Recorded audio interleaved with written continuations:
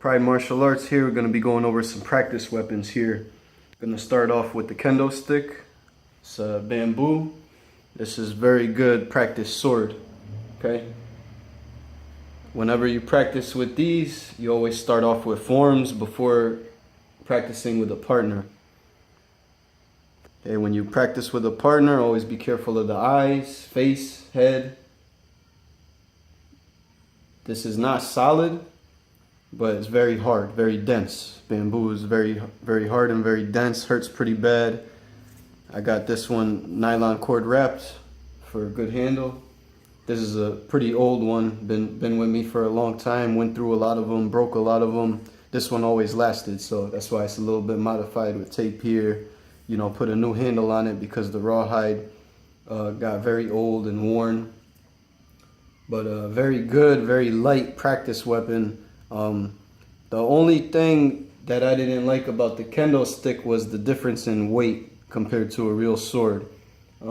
After training with the Kendo stick, I really enjoyed using the solid wood sword. Okay, these two right here. This one here, this one here.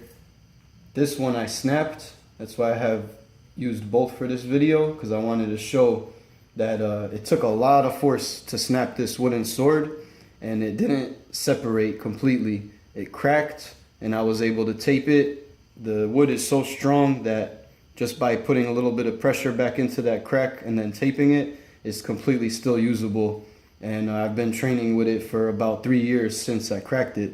And like I said, it took a lot of force to crack this wooden sword. So these are a little bit heavier than the Kendo stick. A little bit different feel to it, you know. And when training with them, a little bit different feel as well. When clashing wood to wood, a little bit different than the Kendo sticks. Still different than a real sword as well. Always be careful of the eyes when you're training with swords, knives, Kendo sticks, anything like that. And always start off first just training on your own with forms, not training with a partner. You don't want to be attacking and defending if you haven't already learned how to attack and defend. Then we got here's the rubber knives. These are really good. I like these very much because these aren't very flimsy, but they are rubber and plastic combined. So they're very sturdy. So if you were to stab with them to simulate a stabbing for any training you're doing, they don't bend immediately. You know, they have a little bit of flexibility to them, but they're pretty sturdy, you know. So this one here is resembling a tanto right here. This one is a very nice knife to use with knife disarming or knife training.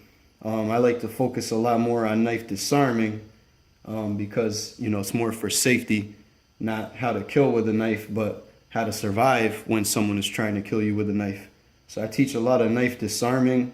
These are great practice knives for that. These are also great practice knives for attacking because they have the shape of a knife, but they're dull at the tip. They're not very pointy at all.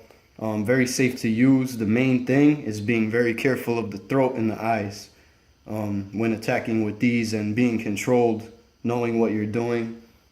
This one right here resembles a field knife, a boot knife, Bowie knife. Very nice knife to use as well. So just two different style of knives here, you know.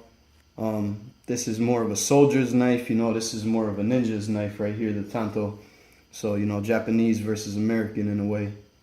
This one, same thing, very sturdy. When you stab with this, it does not bend immediately, but it can bend a little bit. Very durable. Very good for training with. Same thing like the tanto, same thing for disarming. Not too much for attacking, but it's a great knife to attack with if you're learning attacking skills or defending skills.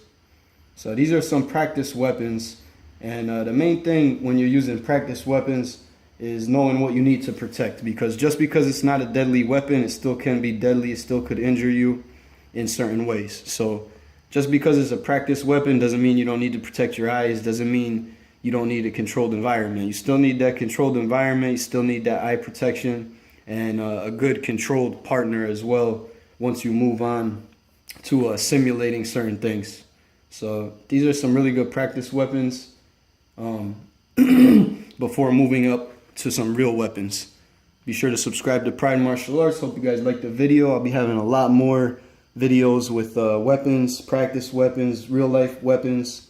a little bit of everything. A lot of disarming videos coming up soon. We're going to be doing knife disarming, sword disarming, pistol disarming if somebody comes at you with a gun.